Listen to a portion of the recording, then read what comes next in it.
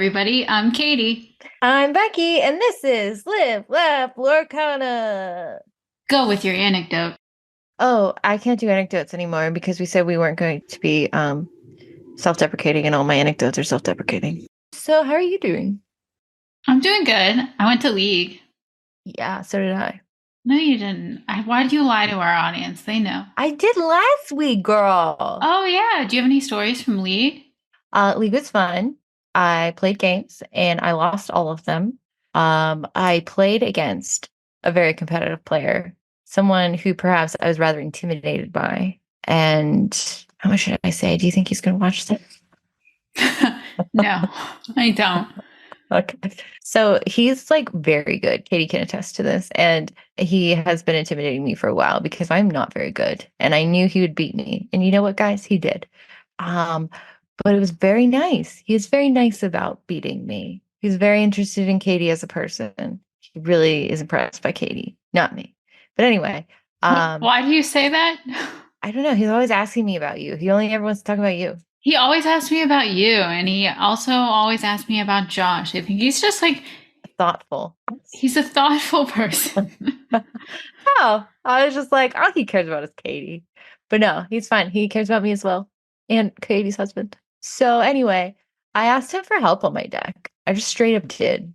And you know what? He was delighted to help me. So there you go. They always are. And it was a positive experience for all of us. But it's good. And I'm not afraid of him anymore.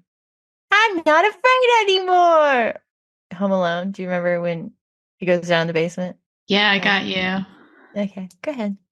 Yeah, that made me have to address something that came up from last week. So last week, why are you laughing? I know where this is going. Last week, you talked about Go Guy, Yes, and we did. you said Go Guy is on a redemption arc.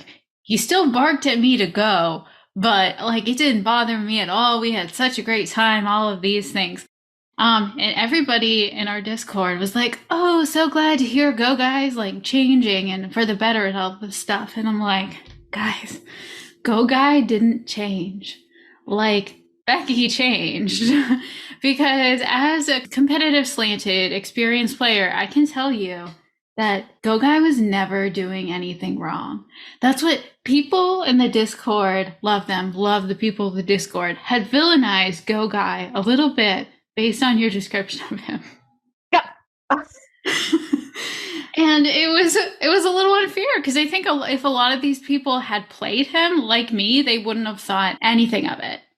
He's very nice. Yeah, but he made you uncomfortable a little bit. Yeah. He made one of our friends uncomfortable. Like he's made multiple new players uncomfortable. So we've had all these conversations about casual and competitive. Yeah, that's all great. I think there's another issue of just experience and non-experience. Yes. And I'm becoming more what? Experienced. Yeah, because something that used to bother you just doesn't anymore. I love it. Look at all this growth, Katie. It's beautiful.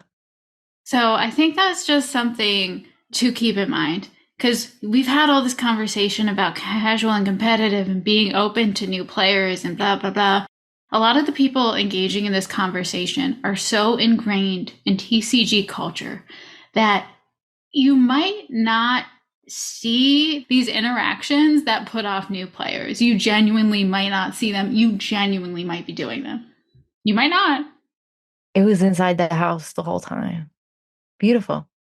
You're so right. Yeah. Go guys, great.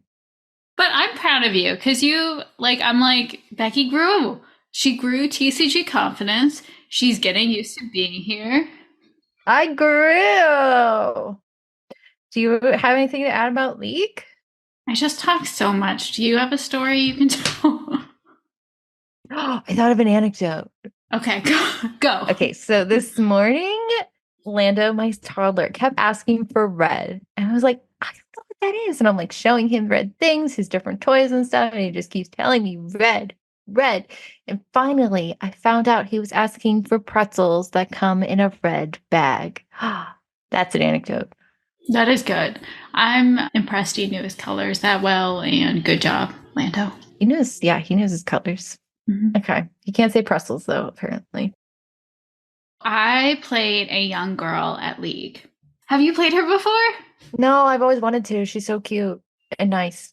Okay, well, I played her, and I don't know how old she is. How old would you say? 12.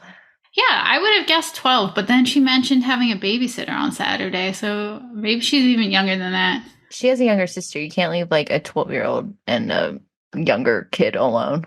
Okay, that's fair.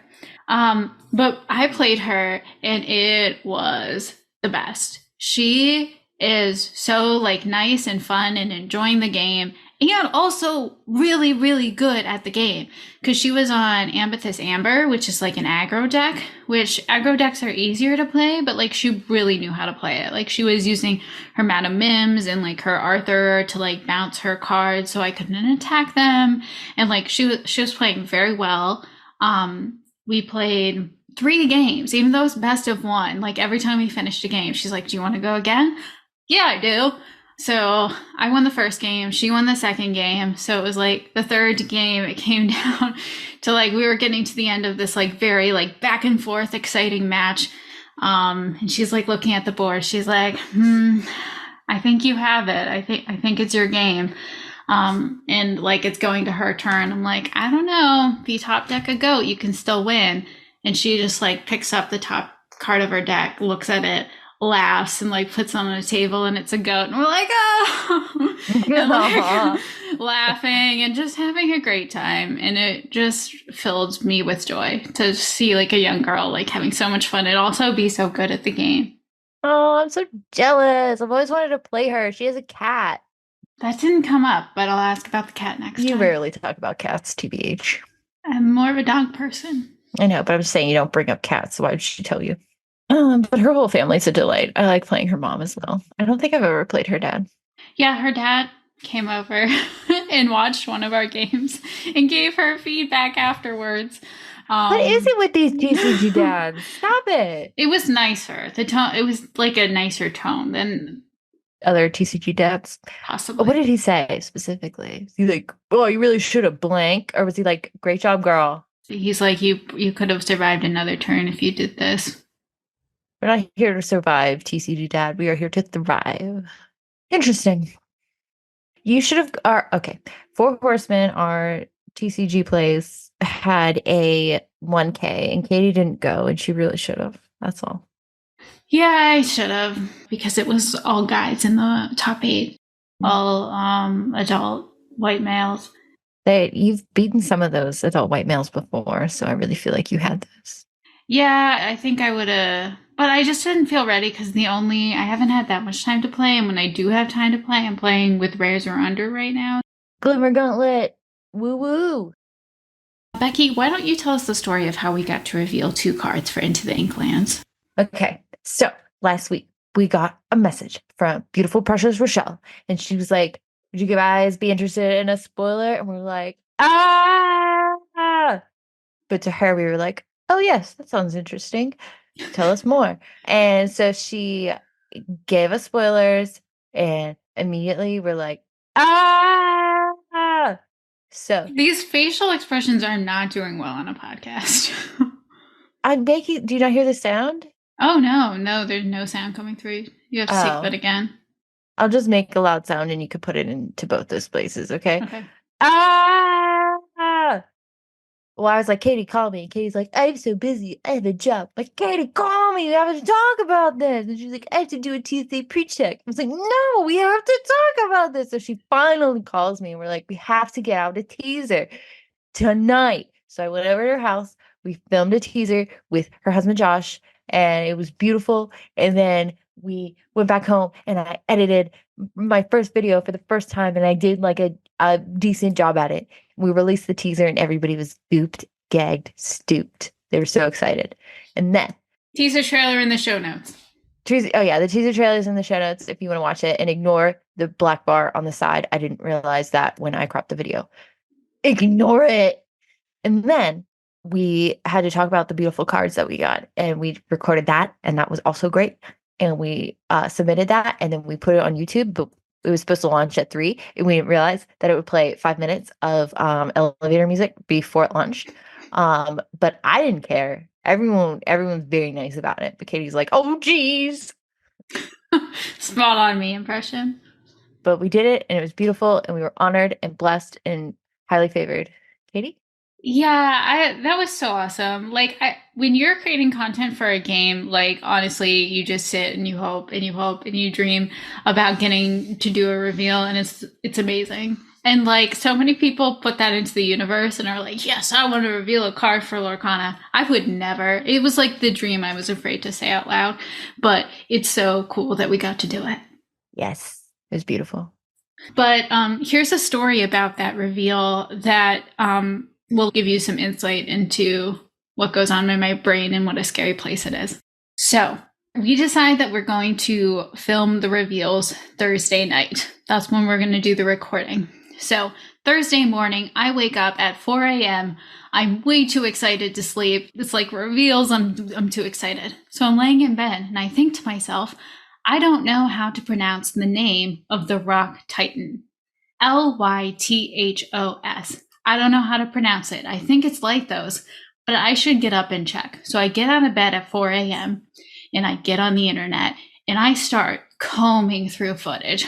Hercules the movie, Hercules the TV show, Kingdom Hearts 3 cutscenes. I am looking or listening for this name to be said. Can't find it said anywhere. So I do some more research and I actually find a Disney wiki that says this name is only used 2 places. One of them is in a book called The Art of Hercules, Chaos of Creation. The other is a Sorcerers of the Magic Kingdom card. So 2 places never said out loud. So then I start researching the origin of the name. The origin of the name is lithos, which is a Greek word meaning stone. But that's an I, and they deliberately changed it to a Y. So surely that means they want us to pronounce it like the Y in hydro, right? I actually made it even harder because I suggested like the word lithograph, which is stone related, which is a short I. So our options are, a Y sound, I, short I, or long E sound. So it's you can see the dilemma. Continue. So I have nothing left to do. I just have to email Ravensburger and be like, how do you want us to pronounce this card? And you know what? They weren't as worried about it as I was. No one could be. They seem to show preference for the lithos pronunciation, but they also said they were fine with either. So it is Lithos because we said it was. Isn't that exciting? Now everyone's going to be saying Lithos because we did. And everyone's like, that's what we were going to say anyway. It's like, oh, why? No. You're saying it because you heard it that way on Live Laugh Lorcana. Trendsetters. I did. As soon as Jonty released his video of like the cards, I'm like, let's see how Jonty pronounced it. Lithos. Mm-hmm. But it was super fun to reveal a card, and everything we just talked about will be in the show notes. So today we are super excited to talk with our friend Lauren about a 1K she participated in. She was kind enough to share her deck list with us, so that is going to be in the show notes along with a link to a picture of her deck, which is worth looking at because it's got some enchanteds in there. Stick around after the interview for some listener questions. Here comes the interview with Lauren.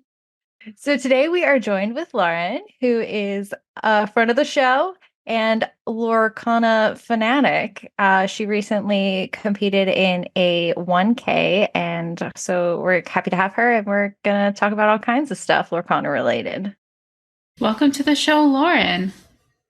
Thank you so much. I'm so happy to be talking to you.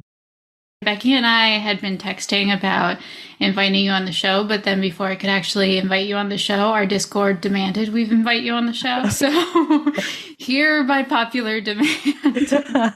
Well, glad to be here.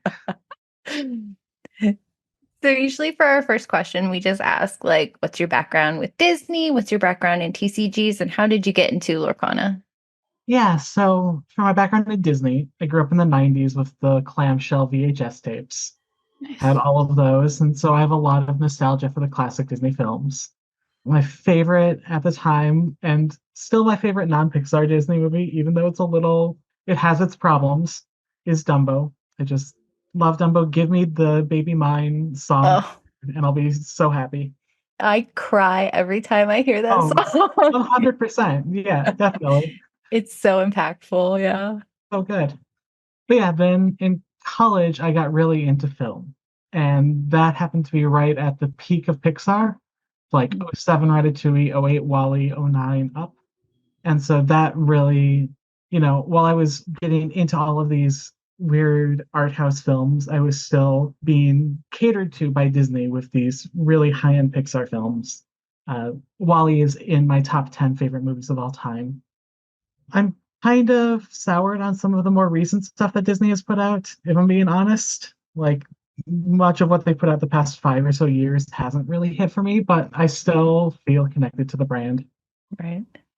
Background in TCGs is that I started playing Magic 2001, Oh, wow. so it's been quite a while. I was playing casually for about 7 years, and then in 2008 I started playing competitively. Yeah, and in addition to that, I'm also a collector of Magic. So I love getting fancy cards. I have a handful of graded cards. I just really love the shiny stuff. Who doesn't? Do you still play Magic? I do. Nice. Yeah, my league night also interferes with one of my Magic nights, so I switch off 1 week on Lorcana, 1 week of Magic. That's a good balance. Yeah. And how I got into Lorcana is when it started getting talked about, I planned on being a collector because getting in on the ground floor is really entertaining and you can get a lot of the cool cards that people will look back at 5 years ago and say, wow, you have that. But I started playing it too, and I got really hooked by it. I find the gameplay loop to be really entertaining, and so I play in addition to collect. Awesome. I know we're not supposed to play favorites, but do you, and I, again, Lorcana is the only game I've played, but like, do you find Magic and Lorcana to be like super different or kind of similar in vein? Like, do you have a preference? So for Magic, I play only the oldest formats where you play with the oldest cards. And so the power level is just completely different. Like there are Okay. almost no creatures in that form of Magic because all of the spells are so powerful.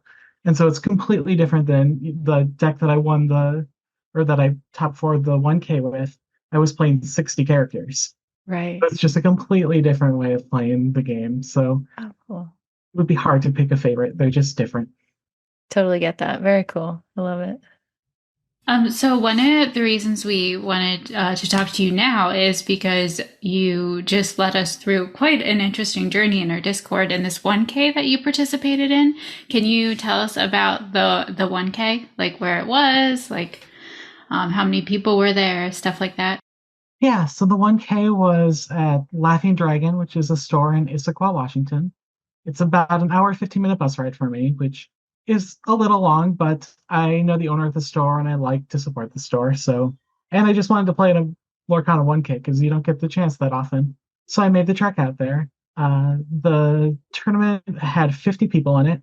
Oh, wow. Big. Yeah, it's quite a few. I was really impressed with that. Only about a half dozen were women, which was kind of disappointing, but at least I wasn't alone. Yeah. Yeah, that's awesome. That's a big crowd. So Rev Garrett asked what went into selecting the deck that you played. How did you develop your win condition? What were you seeing in the meta that kind of, led you to your deck decision? Yeah, so I decided to play Amber Ruby Mufasa. Ooh, fun. Yes. And the deck I played, like I said, had 60 characters in it. So the win condition was pretty straightforward. Just play the characters and quest whenever the race is in your favor. As for selecting cards for the deck, the Mufasa deck has about 40 slots that are really solid that you can't really touch, but that still leaves 20 flex slots, which is quite a few. I favored early game plays, so I played the Queen and the Shift Queen, as well as Queen of Hearts and the Shift Queen of Hearts, just so I could really maximize my early game play. I've since changed it up a little bit. I've cut the Queen of Hearts and I'm playing some an extra Goofy and some LeFous, but I still like having as many early drops as possible. Nice. Yeah, and in the meta, the main thing to counter is if you want to beat up on Ruby Amethyst, that's why you play the Mufasa deck. Yeah. Nice. Very true. It doesn't have great matchups against the rest of the field, but when I was at the store last for a league, of the 8 players at the league, 6 of them were on Ruby Amethyst. So I felt pretty confident that I would be playing a lot of it. Yeah, no doubt. Yeah, our league's very similar. A lot of Ruby Amethyst. Yeah. So you felt good into that matchup. Were there any that you were like hoping to dodge? I'm gonna be honest, I've been real hot with the deck and I've just been winning against everything. Oh, I love that. Yes, I love that. Yes. So I don't know what I'm hoping to dodge. I've heard some people say the Popsicle deck is rough, but I'm 3-0 against it. So I Ooh. don't Yeah, know. you are. I love that. So good. Were there, or Rav Garrett asks, were there any particular matches you enjoyed? What were they and why? I really enjoy playing against Ruby Amethyst. Yeah. Both because it's in my favor and also it's still very losable. And so all of the little small decisions you make on each turn really add up. And if you play the wrong character on turn 3, that could end up having you losing on turn 9. And so I think the fact that it's so skill intensive is what really makes it entertaining. Yeah, for sure. That's awesome. I'm not there yet with things like that. That's still over my head, but that's awesome. I love that. So I've always been fascinated with this because I hear about tops being split a lot. So your final result was that you split the top 4. Is there a discussion over that? And like what kind of goes into that discussion? Because right now we know you're feeling pretty good about stuff. Yeah, well, I guess for starters, we split top 4 and not top 8 because there were 4 troves given out to top 4, so we couldn't split top 8 Oh. Okay. because we wouldn't know what to do with those. But once it got to top 4, I was actually the one who proposed that we split. And it really comes down to, at that point, we had been playing Lorcana for 7 hours, and we were all tired, we were all hungry, everyone was ready to chop and go home. Nice. Yeah, those days are long. The temptation to go home, I'm sure, is very high. Yes. Especially since I had an hour and 15-minute bus ride ahead of me. Oh Yeah. yeah, that is a long day. Yeah. So this kind of relates to that. Rav Garrett asks what it is in your game night kit that you always bring to a tournament. Like, as we know, they're very long days. So is there anything particular you try to bring with you? Yeah, so 100% most important thing is a water bottle.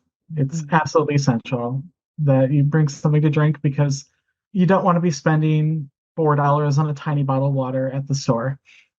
In addition to that, I always bring some granola bars because these events tend to go through lunch and if you top 8 into dinner time, so making sure you have some food. So the night before, I make sure to re-sleeve my deck because I don't want like bent corners or dirt, anything that could make someone who's trying to find an easy win call a judge for marked cards. So Yeah. re-sleeving the night before is important. And then this is a personal thing, but I find that if I put on some red lipstick, that just makes me feel powerful and it improves my gameplay. I love that. Yes, that's so good. I love that. The confidence is so good. Yeah. So, Martin Karp asks, what was your experience being a woman at the event? Did the player base treat you differently? And that also, I think, just your experience in general being a woman at these kind of events, because Katie and I talk about that a lot. Yeah. So at this event, I got real lucky. My first round opponent was against one of the other women. Oh, nice. So, yeah, I got to just have a fun round 1 to get into the game. Then my round 2 opponent was with a regular from League who I've played with many times and who knows that I'm a good player. So lots of respect there. And then at that point, my record was 2-0. So I think anyone who I got played against, they knew I knew what I was doing. So Yeah. I didn't run into anything at this event. I do have plenty of horror stories from Magic tournaments, though. Oh, geez. Yeah, the worst one that I remember the most was I had gone to the restroom and was coming back to the tournament area, and the judge of all people, stopped me and told me that a tournament was going on. And if I wanted to play casual, I would have to go to the tables in the main area. No. Yeah, Oh my gosh. What did you say? I just kind of was dumbfounded and eventually said that I was there for the tournament. Oh my gosh. That's awful. I hate that attitude. And then I complained about it on Twitter, as you do. Oh, good. Yeah. I think it's like so important when stuff like that happens is that we talk about it and get it out there. Like this stuff is happening and we need it to not be happening. So like gotta call people out. I'm Yeah. with it. Yeah. I know we're still like very early in Lorcana, but do you feel like the Lorcana community has been better with that than Magic? Um, I don't know. I've seen a lot of guys at the leagues I play get really kind of explain women's decks to them, and Mhm. that's really frustrating to see. Yeah. I get that. So Rebecca at Lorcana Illuminary asks, how do you handle nerves during gameplay? Did you get more anxious the further you went along? How did you manage that? I can feel so anxious just playing at League sometimes against the more competitive players. Would love to know if you experience anything like that now. You handle it. This I want to know. Me too. I It's all experience. Like I said, I've been playing competitively for 16 years now. God, I'm old. So most of my nervous gameplay is behind me. I know when I was playing events, right when I was starting to play competitively, I was shaking at every round of every event. But you get used to it. And especially, I've gone through periods of times where I was playing every weekend at a big event for Magic. And so it's just second nature. And you know you're going to win some, you know you're going to lose some. It's not as big of a deal. Mhm. So it's something that gets better over time? Yep, it does. I'm curious, have you ever had to play on stream? Because that for me is the most terrifying thing. Because I've been asked to be on stream twice and I've declined both times because in Flesh and Blood, you're allowed to decline up until the top eight. So, like, it's just something that terrifies me. Yeah, I've been on stream plenty of times. It's mostly for the Magic format Legacy, which I find entertaining just because I like showing off my pretty cards. Nice. And I also have a little bit of a cheat in me that I know people tend to joke about my last name because my last name is Mulligan. Oh, that's funny. So that saves me from a lot of the ridicule because everyone's energy that sometimes gets turned against women is just turned towards my last name. Huh, that's interesting. But I could definitely see that. I think I would not do well on stream. We're in the Glimmer Gauntlet soon, and I'm already like, they're gonna upload that, and people are just gonna totally razz on everything I do. I'm really looking forward to watching you play, though. Oh, you're so sweet. You'll leave a nice comment, right? Yes, of course. And don't read the comments. I might not, honestly. So, Duct Tape Paladin asks, what would you suggest for those of us who want to get into Lorcana competitively? How much prep is analyzing the meta versus just playing what you want? So I always think the most important thing is to know your deck inside and out. It's more important than knowing what other people are doing or anything else. Just knowing how to play your deck and how to work around just kind of generic problems that could come up. And with that, I played the Mufasa deck, which is not Ruby Amethyst. It's not the top deck. I think if you pick any deck in like the top five that you enjoy the most, I think that's going to help you because if you enjoy what you're doing, you're going to want to practice more. And the more you practice and get to know your deck, the better you're going to do. It's funny because that's not something I ever really thought of before I started playing a TCG. Because like Katie's like always practicing, and I'm just like, I mean, how many different things can happen, But it's a lot. You really need to know how to do it. Like, so at the point when somebody plays something, you're like, well, I know what to do next, and it just blew my mind how intricate things can get. Yeah, it's significantly more permutations than there are for like chess. Just Right. because the cards come in random orders and you have different cards in each deck. So true. I need to practice more, Katie. I know. Just... Lauren, how long were you on that Amber Ruby deck before you took it to the 1K? I played it in 1 week. Oh, wow. Yeah, I had missed quite a bit of Lorcana playing with my health. And so when I came back, I just picked up the first deck that let me play my Rapunzels because I love my Rapunzel. And yeah, I went 4-0 in a league and then went to the tournament and made top four. Awesome. Love that. So this is from Shiny Horus. When you're building your deck, how do you choose what cards to go all in with 4 copies, and or what determines if you play with fewer of a certain card? Like if you only have 1 to 3 copies of something, how key is it to your overall strategy, or do you use those slots as more of a just in case that come up to offset your overall plan? Yeah, so anything that is the main game plan, I play four of. That's just kind of your default. The deck that I played had very few cards with less than 4 copies. One of them, Goofy, I'm actually up to 4 of now because I just find it to be really important against all of the mini surfers out there. Definitely. But the main outliers that I played were Queen of Hearts, Sensing Weakness, that's the shift one, and Scar. What is it? Vicious something? The one with Rush. Yes, the one with Rush. Mm.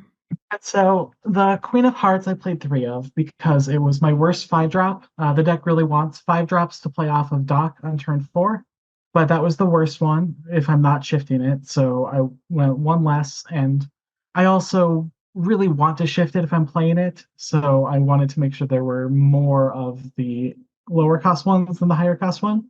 So that's for that. And then the Scar, part of it's that it's uninkable. If it was inkable, I'd probably run more. But since it's uninkable and it's kind of just it's an addendum to the 4 Mauis that I was playing, just another way to get in and control the board. It seemed like a 2 of 2, maybe see it, maybe not, was about what I wanted. Nice. I always think that's really interesting because I feel like I try to do 4 of anything I can because I want things to be more consistent than not. But then, yeah, it leaves you open to other stuff. But also, I don't know what I'm doing.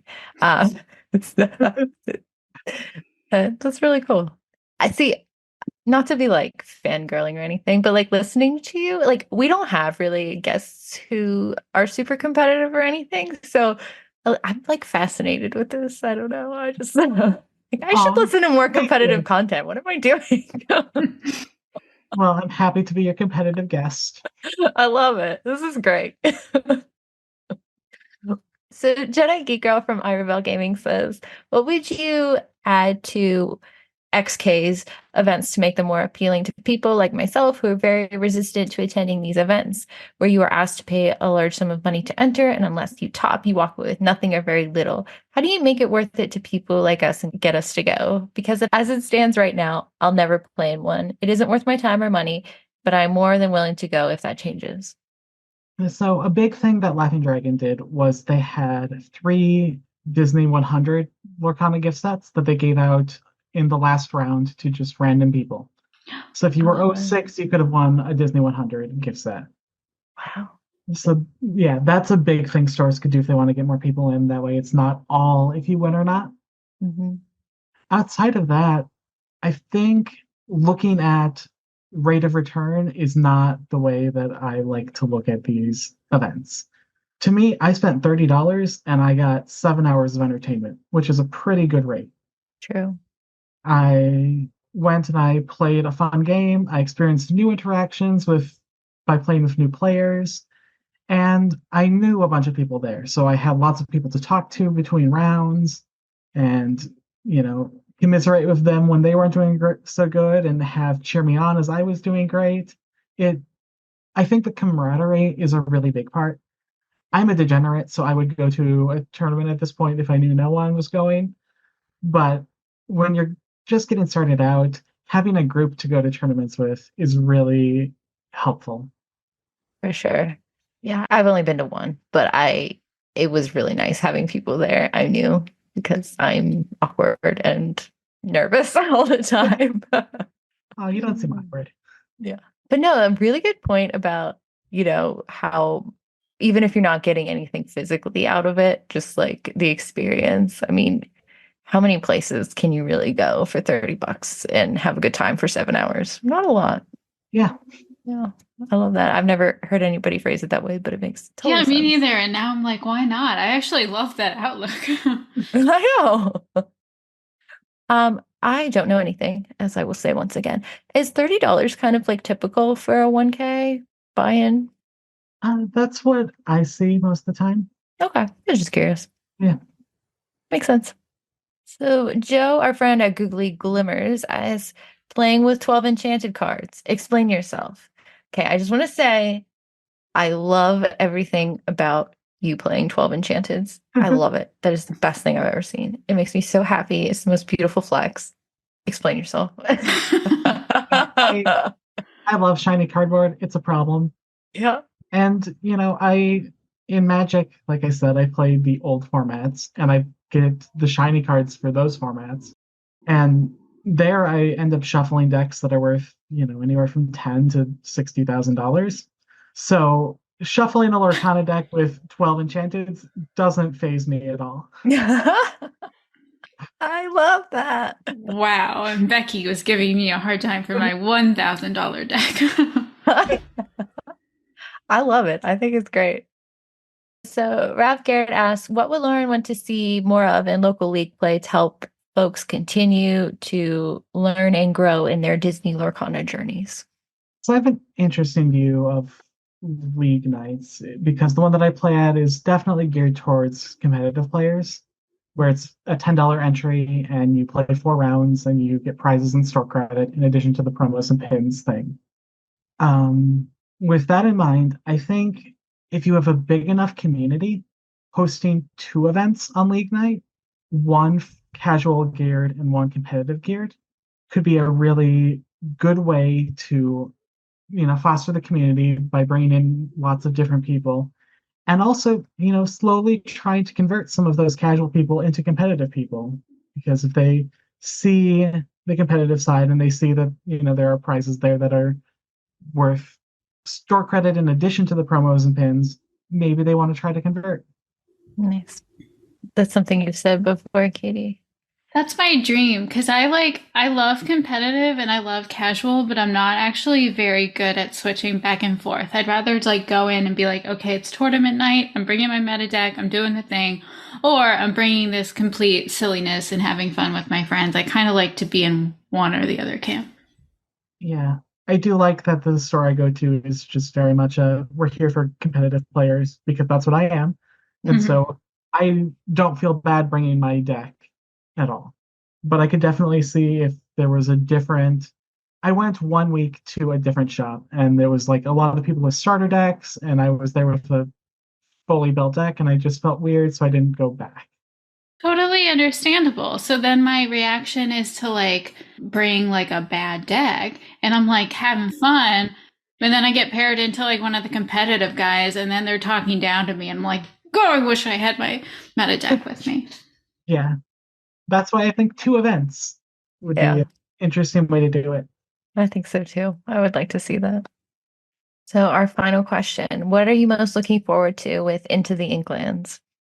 I'm honestly pretty terrible at evaluating the cards from Lorcana so far. The heuristics haven't kicked in yet for me to know what's good or not. I do know that I'm really excited for the Cluedos in my Mufasa deck. I think those are just great.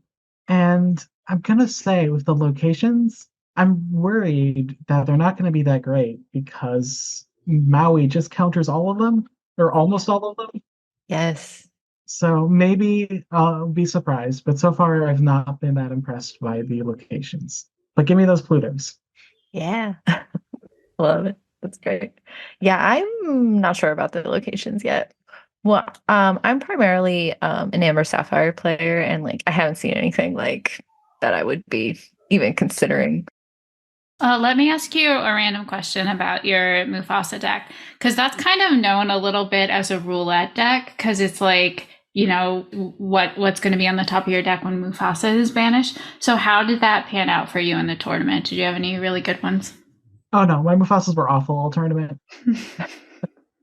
And we still did great. Yeah, still did great. That's awesome. That's funny. Well, it's been lovely having you. Yeah, it's been great. I learned so much today. Oh, I'm glad I could help. Thank you. So is there anything you would like to plug? Do you want to be found on social media? And if so, where can we find you? Yeah, my Twitter is at Lauren underscore Kana. So LAUREN_CANA. I tried making some content right when the game came out, but my computer just could not handle Pixelborn and recording it. Mhm. But I did upgrade my computer yesterday, so maybe there will be some content creation coming out soon. Yay. I would love that. Yeah, That's awesome. just follow my Twitter if you want to find it out. So the channel is coming back. I'm gonna try. Yes. Awesome. So Yeah. everyone go subscribe. Yes. Yes, it's Lauren underscore Kana on YouTube as well, if you want to. Which is so cute, by the way. I love that. Oh, thank you. Did you do any magic content creation? No, I never did. Yeah, just curious. Because there's not a good pun name for that, really. Right. Lauren, thank you so much for being here. We really appreciated talking with you, and it was so much fun, and so excited to see you around the internet very soon. That was the interview with Lauren. How's that? A little bit of funeral dirge, not my usual. Should I make it peppier? No, I liked it. I like this one. I guess I'm dark, but I liked it. Morose. Okay, well, good job, everybody. Now let's have some listener questions. Naturally, Nani4 asks, I'm really curious to see what Becky thinks of multiplayer. I believe Becky mentioned she has ADHD as part of her journey, so I wondered if she felt this impacted her multiplayer experience. Okay, so I had not played. Oh, thank you for remembering my ADHD. So I had not played multiplayer, and I was like, I probably need to. And so Katie and I got together with our CCBFs, content creator best friends, Rebecca from Lorcana Luminary and Adara from Lorcana HQ and also Citizens of Lorcana. And we did a 1v1v1v1 Yeah, thank you for bringing that back. brought it back over Zoom with real cards. I just want to point out that the reason we did this is so we could all test the webcam setup for the Glimmer Gauntlet, because we have a lot of other CCBFs as well. Oh, yeah. I'm not saying it's an exclusive relationship. Mhm. I'm just. So I figured out my camera setup is actually awful and I need to buy stuff. But anyway, it was fun. It was late at night, so my brain was not working at its optimum peak. And also, I had chosen a deck that was not really made for multiplayer. It was just a Emerald Amethyst villains deck that I had made a while ago and never really used. And it was a lot. I was overwhelmed. I could use some more experience, but it was very, very fun. It was really fun. It was late at night. I do remember that being a struggle. And I played a discard deck because I'm a jerk. And this is the first time I played Prince John in multiplayer. And that card is so busted because I would make you guys discard and then I would get to draw 3 cards. And then, like you, Becky, played a Hypnotize. And when Adara and Rebecca discarded, I got to draw. So that's pretty sweet. Yeah, it's pretty busted. Oh, but in relation to the ADHD question, I use fidgets pretty much. I'm using one right now because my brain can't focus very well. It tends to wander. So that helped keeping what was going on in my head. Are you excited to play multiplayer again? I don't know. I would like to try 2v2. Naturally 94 also asks, on the 40born podcast, Katie mentioned playing Flesh and Blood on a team for a year. I've heard teams mentioned in the context of competitive play, and I was curious about the specifics. Are these formal or informal entities? Do you enter events as a team? Do you just help each other develop and test decks outside of League? How does one find and join a team? Also, an important follow-up, do you get to have a team name, colors, motto, or most importantly, a mascot? That was a lot of questions. Are you ready to answer them? I'm ready. We'll start with the easy one. Team name, usually. We did. Colors, yeah, I had a jersey. I had a jersey with like our logo on it and my name and a number on the back. Motto, no. Mascot, no. I'm sure some teams did, but we didn't. There are a ton of different teams for a ton of different games. So I do want to say up top that my experience is a very, very, very teeny tiny, small piece of that. I can only speak to what I know and seen. But there's a big range in formality. But generally, it's just a group of people who want to get better at the game. So they practice the game together. They work on deck lists together. So I'll be like, hey guys, I made this deck. What do you think? And they'll be like, oh, it's good. I've been testing it, but I switched out these cards and I think it could do better here. So, we can work together to build decks to combat the meta. And if I'm getting ready for a tournament, I can be like, hey guys, I need some reps into Ruby Amethyst. Can somebody play Ruby Amethyst against me? My team was local. Everybody that was on my team went to the same game store, and our game store owner started the team. But I know Flesh and Blood is dominated by some very good teams, and most of those are remote, where people are spread over the country and they work together. Does that mean we can make our own team? Yes, it does. I want to be on B Squared's team, so Bear Bear can be our mascot. B Squared, make a team. That is a great call out. I think so too. So I have to say that there are some things that some teams do, not all of them, but a lot of the ones that I've seen in my very limited experience that I don't love. Go on. As a for instance, let's say I'm on a team and at Worlds or wherever we get matched together, Becky, you and me, and I play you and I'm like, okay, after we play, I go on my little team's spreadsheet thing and I'm like, okay, well, I played Becky. She's on Ruby Amethyst and these are her key cards. So look out for these. And so then if anybody else on my team plays you for the rest of the tournament, they then can look you up and see exactly what you're playing before they play you. Ooh, a scandalo.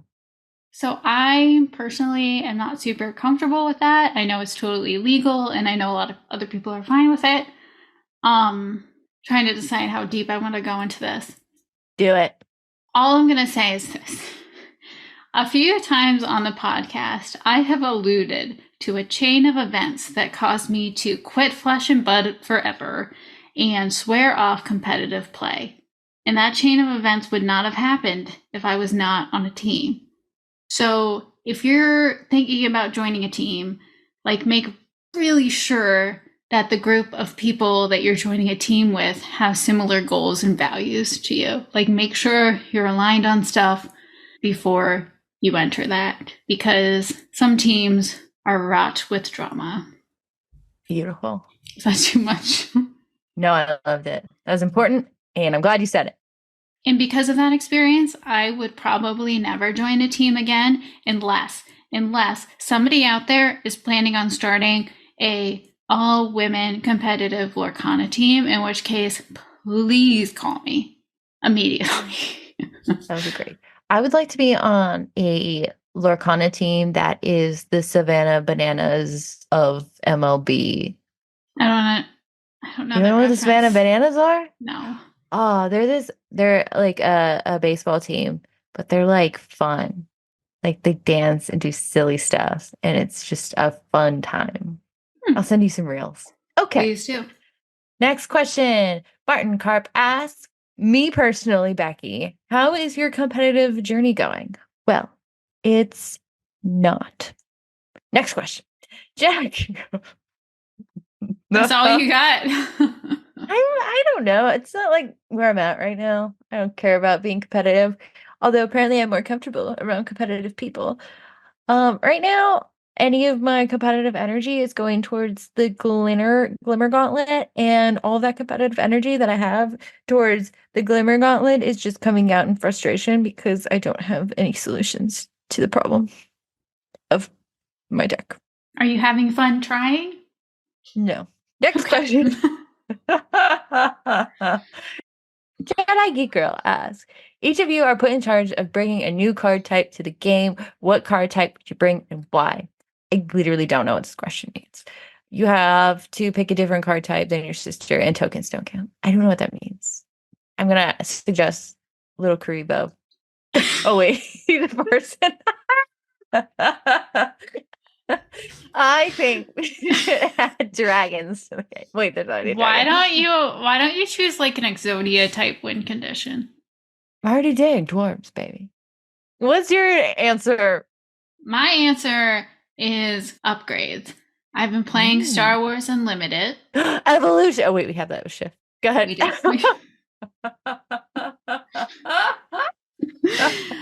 I've been playing Star Wars Unlimited, and there are lightsabers. So you would attach a lightsaber to a character to give them like 3 extra strength and 1 extra willpower or something like that. So some sort of like something you attach to a character to boost their stats. That would. And to be honest, I'm not even sure I want it. I feel like we have enough card types. I don't care if they add more, to be honest, but that's one they could add. Good answer. Next question. Do you have an answer? No, I don't understand. I don't understand the question, and I refuse to answer it. Next question. Any plans on watching Strange World and Wish? When can we expect each of your personal reviews on these 2 films?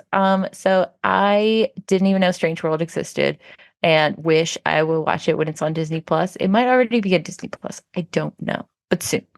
Yeah, I really want to watch Strange World. It's the only Disney animated movie I haven't seen. I just haven't gotten to it yet. I did watch Wish. I like it very much. It's a very good movie.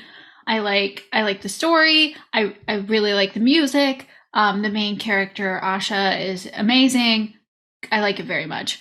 One criticism that I heard is that there are so many supporting characters that you don't really get the time to get to know any of them or get attached to them. And I can see that criticism, but overall, I think it's a very good movie. Beautiful. And if each of you could invite 5 Disney characters to a personal social dinner, which 5 characters would they be and why? You first. No, you first. Are you going to just try not to answer this one too? No.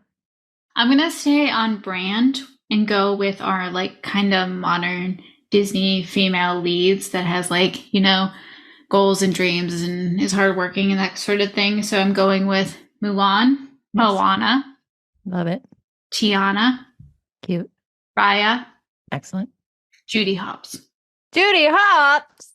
Judy Hopps is so...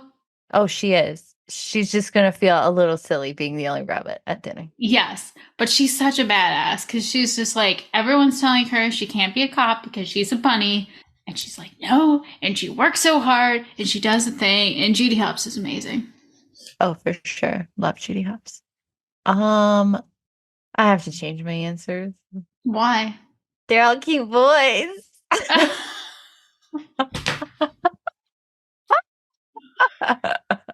Okay. Is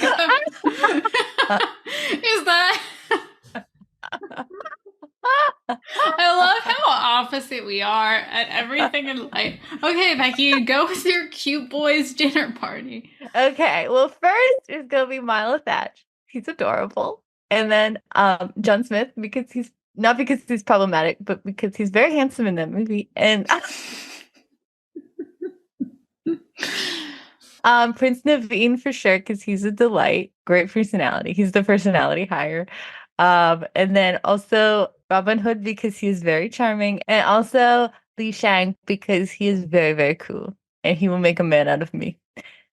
Okay. That's what you want? Okay. Cute boy dinner. It's boy dinner. Boy dinner. I don't know if I can keep this in. Can I? Why not?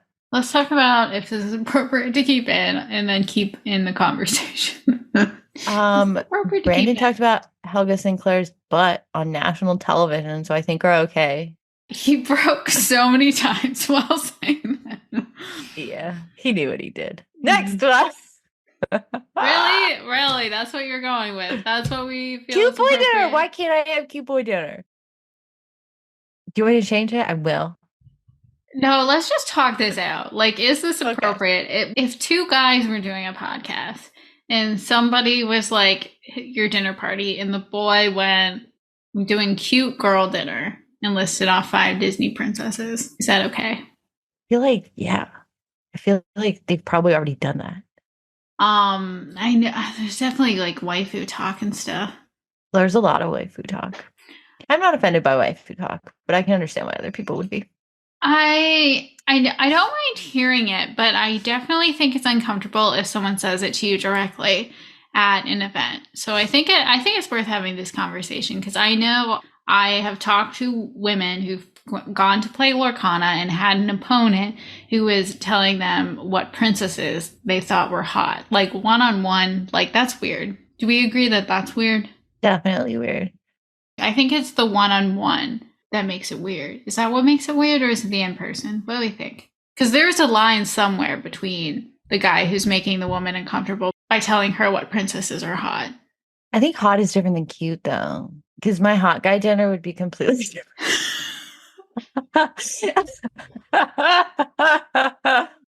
Is it still weird if the guy is telling his female opponent at League what princesses he thinks are cute? I don't know. I think cute is a really innocuous word. Kind of is. Like, you call a dog cute. I know. That's what I'm saying. Like, I'm sure I've called characters cute, probably in game, or if they play somebody cute. Like, oh, that's so cute. I think cute's innocuous. You can talk cute. I think it's a fine word and not offensive. But if it is, please let me know. I apologize. Chime in on this conversation, because I feel like it's one we have not been sure where to land. Yeah. Boy dinner, boy dinner. Alrighty. Speaking of my excellent singing, Kaput 9432 says, given the amazing LLL jingle and Becky starting to sing during episodes, oh, you've noticed, has any consideration been given to adding lyrics to the jingle? I'm imagining this kind of thing. Link to Dunder Mifflin, the people, persons, paper, people, Dunder Mifflin. Did you click on the link, or did you have that locked and loaded in your brain? I had that locked and loaded in my brain because it's a bop. Okay, so actually, Steve Heaps, my father, he has written some lyrics to the Live Laugh Lorcana theme song. He's looking for more. So if anybody wants to contribute some lyrics, drop them in the chat. I will sing what he has come up with so far. Apologies that I keep singing. I think people like it. I don't know why. They're cracked. It's awful. It goes, sometimes you need to think outside the box. And then it goes, live, laugh, Lorcana. Live, laugh, Lorcana. So that's all we got so far. So let us know.